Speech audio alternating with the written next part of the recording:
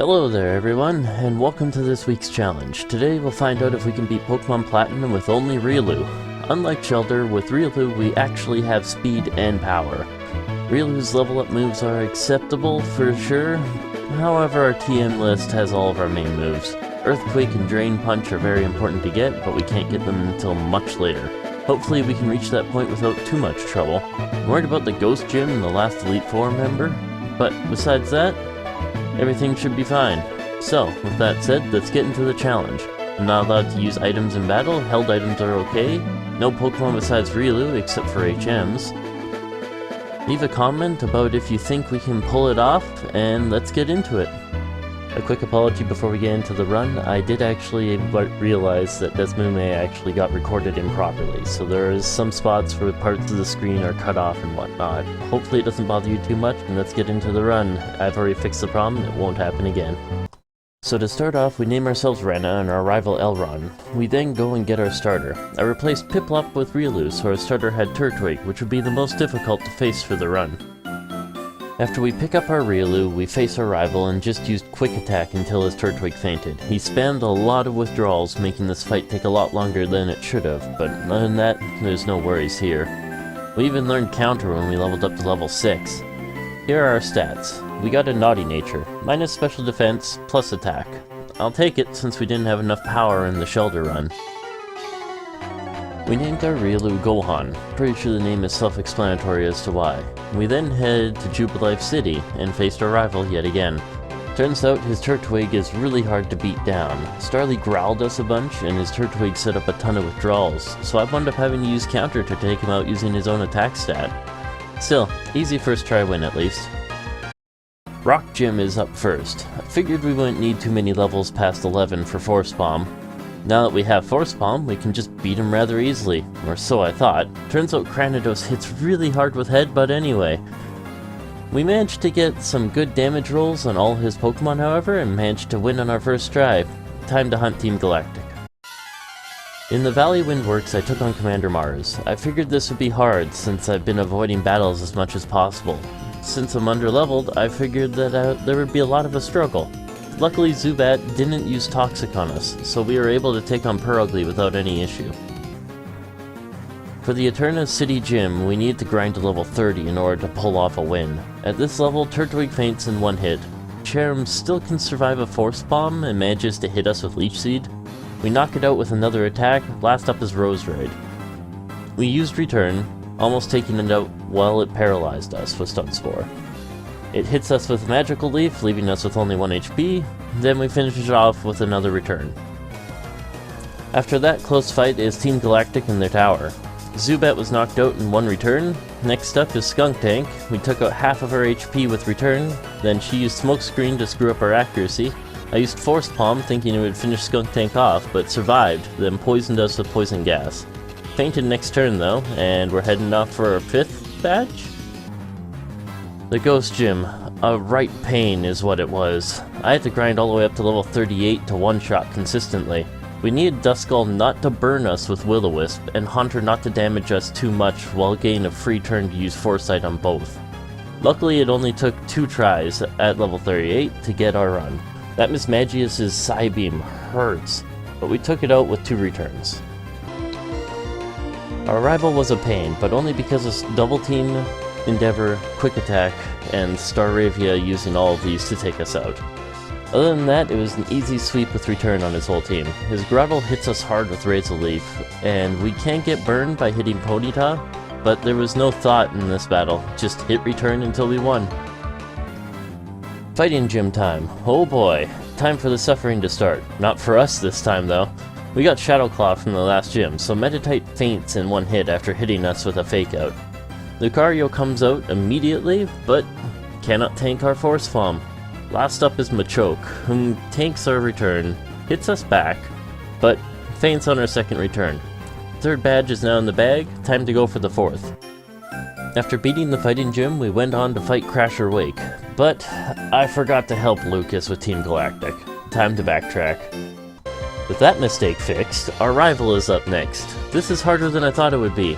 I forgot Drain Punch is weaker and had less PP in this generation, but I had to use it to survive long enough to win. Turns out Intimidate from Staravia is the main problem here. Combined with Groddle, it makes Groddle way too tanky. I lost many attempts to his Razor Leaf crits, and so on. The Ponyta and Weasel are no problem for us at all once we take out the Groddle, however. Crasher Wakes Gyarados makes this a brutal matchup. Intimidate makes this even brutal up at level 52. We got lucky and crit him on the second return, taking out Gyarados before he can heal it.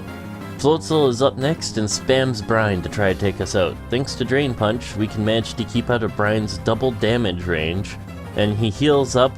We managed to steal tons of his HP and take him out. Quagsire took no time, since return one-shot it. Thankfully, the 4th badge is over with. Amusing enough, I actually forgot to add this fight with Cyrus into my script. That's how much it was just a complete and utter stomp. We take out Sneasel easily with one hit. Golbat falls to return without a problem as well. It does hit us with Air Cutter, but it doesn't deal enough damage to be a problem. We have Shadow Claw and crit it and take it out. Then Murkrow comes out and we simply knock it out as well. This fight with Cyrus was actually very forgettable. It's actually amusing. I completely forgot to put him in the script.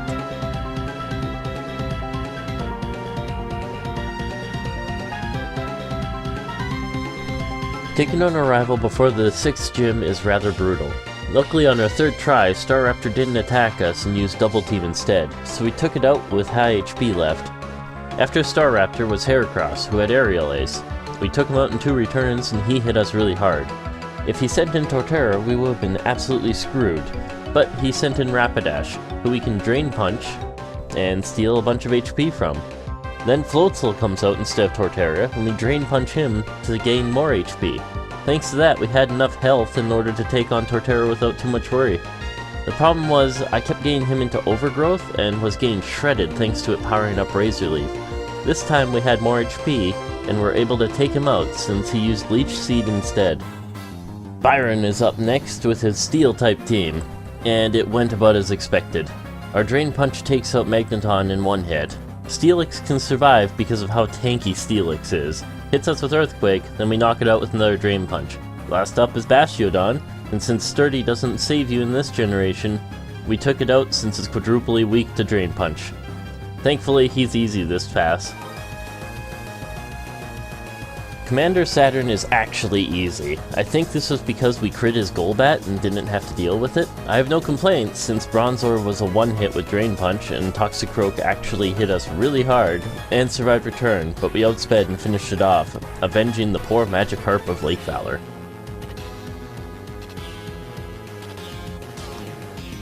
Mars at Lake Verity was actually super easy to take on now too. Golbat was hard as I thought with Saturn, but other than that, we just had to spam Drain Punch on Bronzor and Purugly to get through this battle. Bronzor managed to hit us with Extra Sensory, and Purugly managed to fake out us, but other than that, we outsped and just took them down. Candace is nice and easy this time, just as expected. Drain Punch takes out everything except Frostlass, which can be taken out by Shadow Claw. I misclicked Drain Punch on Frostlass and wasted a turn, but it just used Double Team and didn't even Blizzard us. We didn't miss our Shadow Claw and took it out in one hit. After that, we just swept our whole team using Drain Punch. It's amusing how Candace is either Easy Sweep or Brutal Wall, depending on the Pokemon challenge. Now that we have 7 badges, we have to beat up Cyrus again. This took a couple of tries when I realized that Return would deal more damage than Drain Punch and stop being dumb. Sneasel was an easy Drain Punch for the KO. Crobat is scary and needs 2 returns to KO.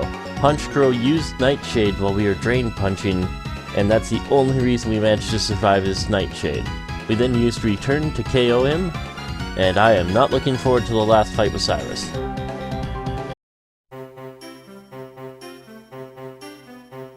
Did anyone ever know there was a Pokédoll in this bed? I think it's kinda cute to think about one of the Team Galactic grunts all huddled up with their doll in this bed. Leave a comment down below if you knew about this Pokédoll even existing over here.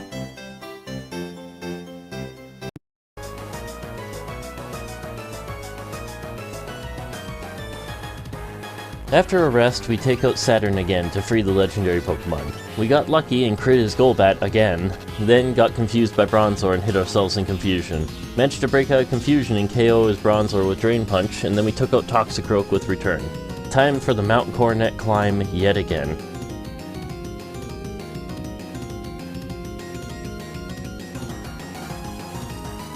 After climbing the mountain again, our rival joins us to take on Team Galactic.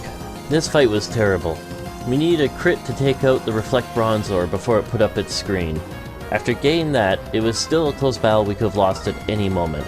We luckily got Rock Slide in Mount Coronet, so we could Rock Slide the Golbats now. Drain Punch took out Perugly and Skuntank while keeping our HP up for the Golbats. God, am I nervous of Cyrus now. He is a Crobat.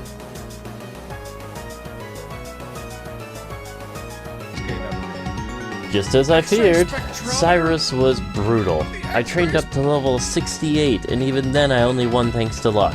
Houndoom is easy to Drain Punch out cold, but Crobat has Toxic and Air Slash, both can doom us. He survived a Rock Slide, got healed up, then fainted to a second Rock Slide, having a higher damage roll. Honchkrow fainted to one Rock Slide with no problem. We crit Gyarados luckily to KO it. Weavile hit us with Fake Out, activating our Steadfast, so our speed went up. We outsped it, and hit it with Drain Punch to KO and win the match.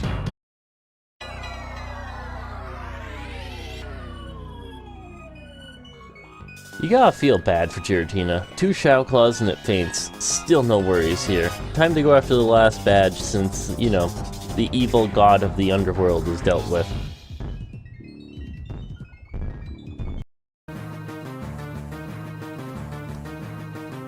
Gym 8's usually a joke.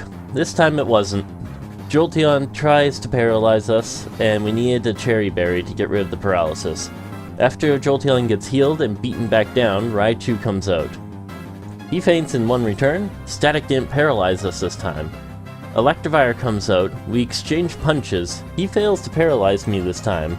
Next up, Luxray, who we Drain Punch until he's out cold. Thankfully, we got it this pass. After passing through Victory Road, our rival was actually really tough this time. It took several tries. I even had to use a Shell Bell. Luckily, we crit Staraptor this time and didn't have to deal with it. Next up was Rapidash, who we took out with Earthquake before it could use Will-O-Wisp on us to burn us. Snorlax could survive Drain Punch, so I used Rock Slide first, then Drain Punch to finish it off, and healed more HP that way. Next up is Heracross, who hits us very hard with close combat while we use 2 Rock Slides. Then we used Floatzel to heal up with Drain Punch. Last up is Torterra, who's super tanky. He hits us with Leaf Storm, we nail him repeatedly with Drain Punch. He healed up with Synthesis, then spammed Earthquake. Luckily he didn't spam Synthesis, and we took him out. If he had just kept healing, we would have run out of Drain Punches and fallen to Earthquake easy. Here's our stats. Our HP turned out better than I expected, and our attack and speed are actually really high compared to the rest, as expected. Hopefully we can pull this off at this level. Would hate to have to grind to level 100 again. Last chance to say anything about whether you think we can win or not. Let's get started. First up is Aaron. We took out Yanmega with Rock Slide, then used Earthquake to take down Drapion. Next out is Heracross, who hits us with close combat while we Rock Slide him twice. Best Boogeyman cannot take Rock Slide at all. Then Scizor faints and 2 Drain Punches.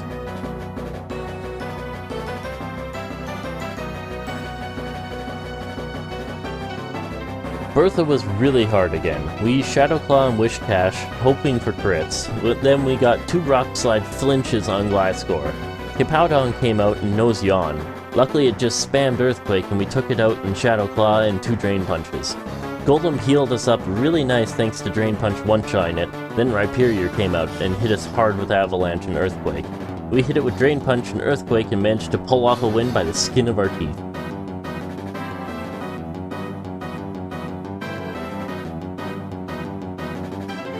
Flint had no surprises this time. We literally just repeatedly clicked Earthquake until he lost. This was nice to have an easy fight against him for a change. He surprised me on every run except this one, and I'm happy to have an easy one Flint fight for a change. Here's hoping Lucian is easier than usual.